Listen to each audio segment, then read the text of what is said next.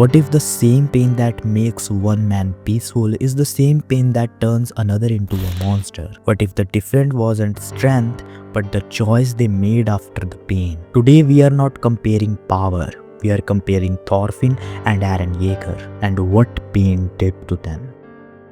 Anime अक्सर हमें battles दिखाता है, पर कुछ एनिमे ऐसे भी होते हैं जो हमें खुद से लड़वा देते हैं। थॉरफिन और एरन ये सिर्फ कैरेक्टर्स नहीं हैं, ये दो पॉसिबिलिटीज़ हैं। दोनों ने बचपन में वो देखा जो किसी बच्चे को नहीं देखना चाहिए। दोनों ने अपनी दुनिया अपनी आंखों के सामने टूटती हुई देखी और दोनों ने ही एक सवाल पूछा, इस दुनिया में जीने का मतलब क्या है? बस फर्क इतना है कि दोनों के जवाब अलग थे।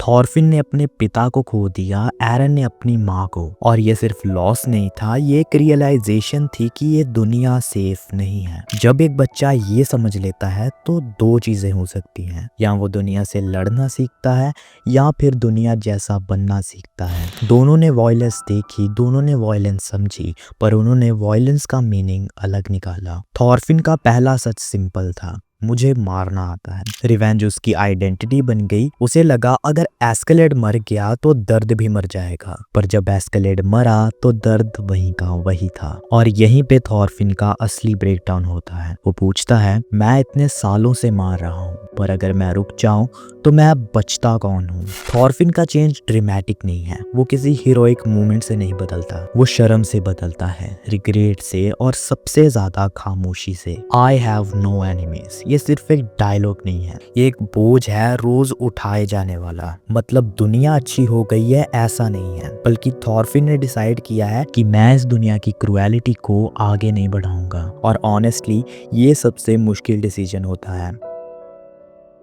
एरन का दर्द थोड़ा अलग है। उसे सिर्फ ये डर नहीं था कि वो मरेगा, उसे ये डर था कि वो बेमतलब मरेगा। वॉल्स के अंदर रहना, रूल्स फॉलो करना और फिर बिना रीजन के मर जाना, ये एरन के लिए एक हेल था। इसलिए फ्रीडम एरन के लिए एक जगह नहीं थी, फ्रीडम एक प्रूफ थी कि उसकी जिंदगी का कोई मतलब है। पर जब उसे पता चला कि दुनिया ऑलरेडी डिसाइड कर चुकी है कि कौन जिंदा रहने के लायक है, तो एरन ने एक खतरनाक कंक्लूजन निकाला, अगर विलन बनना पड़े तो भी ठीक है, कम से कम चॉइस तो मेरी होगी। एरन फ्यूचर को देखता है बट उसे तोड़ता नहीं, उसे एक्सेप्ट कर लेता है, और यही एरन की सबसे बड़ी ट्रेजेडी है।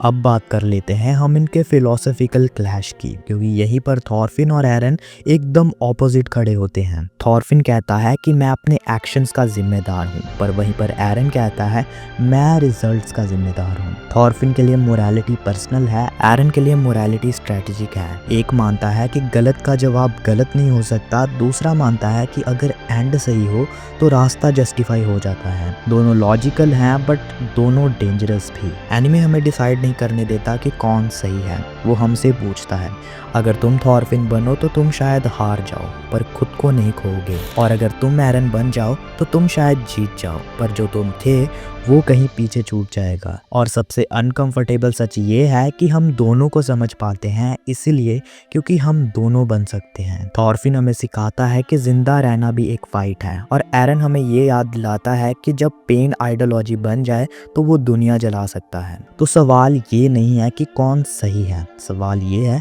कि तुम अपने दर्द को क्या बनने दोगे, वेपन या विजडम? कमेंट्स में ऑनेस्टली बताओ, क्योंकि ये वीडियो एनिमे के बारे में कम और हम सब के बारे में ज़्यादा है।